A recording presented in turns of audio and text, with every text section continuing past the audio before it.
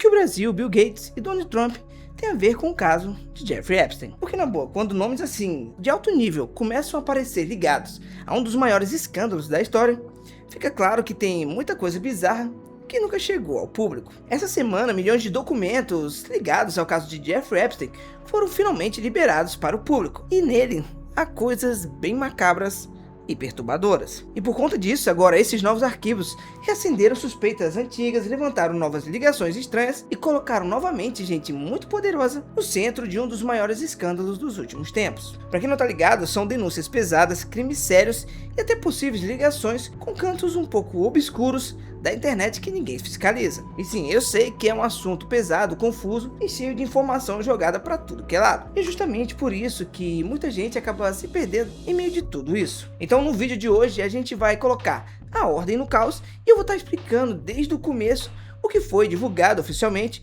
o que está documentado e o que ainda levanta dúvidas e segue em investigação. Então já se inscreve no canal, deixa o like e fica até o final, porque o que você vai ouvir agora mostra um lado da elite que quase ninguém tem coragem de expor. Agora vamos pro caso de Jeffrey Epstein.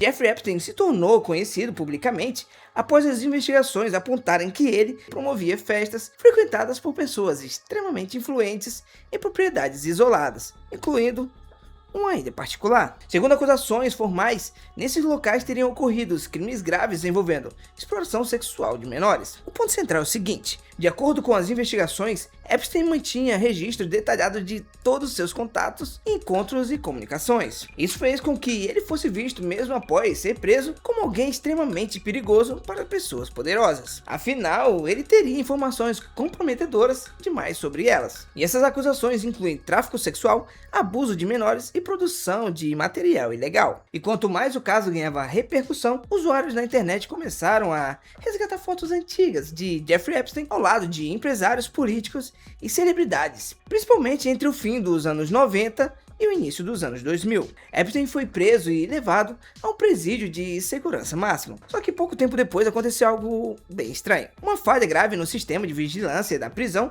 foi registrada e ele ficou sem supervisão por um período bem longo e, coincidentemente, foi encontrado logo depois sem vida. A versão oficial diz que foi suicídio, mas desde então esses episódios levantam um certo questionamento. Após sua morte, a atenção se voltou ainda mais para os seus vínculos. Quem eram seus amigos, qual era o nível de proximidade e o que exatamente essas pessoas sabiam sobre Jeffrey Epstein. Todo o material ligado ao Epstein foi apreendido, como computadores, celulares, contas e documentos. É tanto que os investigadores descobriram que ele registrava praticamente tudo por e-mail. E desses dados surgiram os chamados Epstein Files, que permaneceram sob sigilo por vários anos. Com o tempo, a pressão pública aumentou, principalmente porque figuras políticas relevantes que apareciam associadas a Jeffrey Epstein estavam registradas nesses antigos documentos. Entre elas, está Donald Trump, que manteve contato social com Epstein nos anos 90. Trump, em sua defesa, disse que afirmou que não tinha nenhum conhecimento de crimes e que a relação entre os dois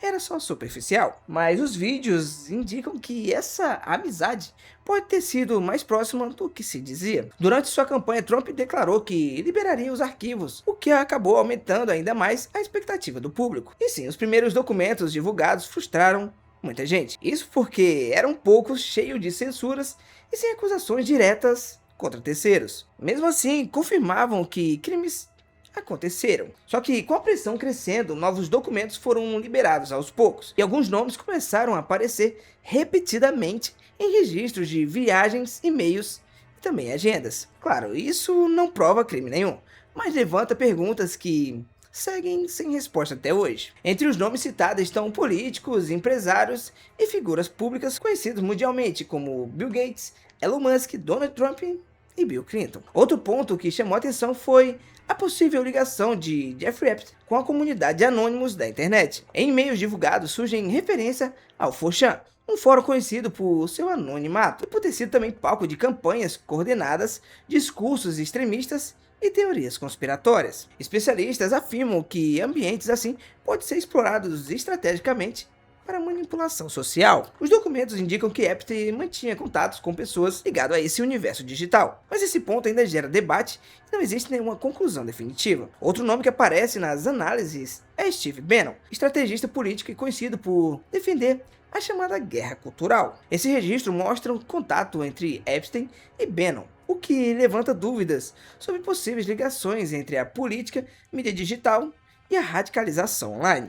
Tem um detalhe pouco comentado que chamou a atenção dos investigadores. Há milhares de citações envolvendo o Brasil nos arquivos ligados ao caso Epstein. Os documentos indicam que ele esteve no país em algumas ocasiões e há registro de pessoas ligadas a ele circulando por locais bem simbólicos, como por exemplo a Praça dos Três Poderes. Isso acaba levantando questionamentos sobre o alcance real das conexões que Epstein mantinha. Lá também aparece o interesse dele por áreas no Amapá, sob justificativa de investimento e valorização de terras. Só que o curioso é que o Amapá faz fronteira com países já citados em investigações sobre rotas internacionais de tráfico. Coincidência?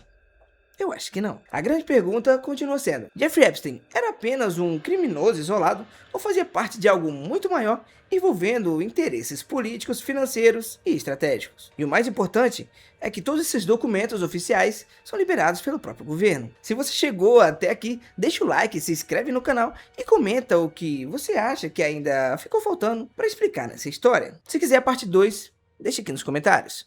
Obrigado por assistir, te espero no próximo vídeo, tamo junto.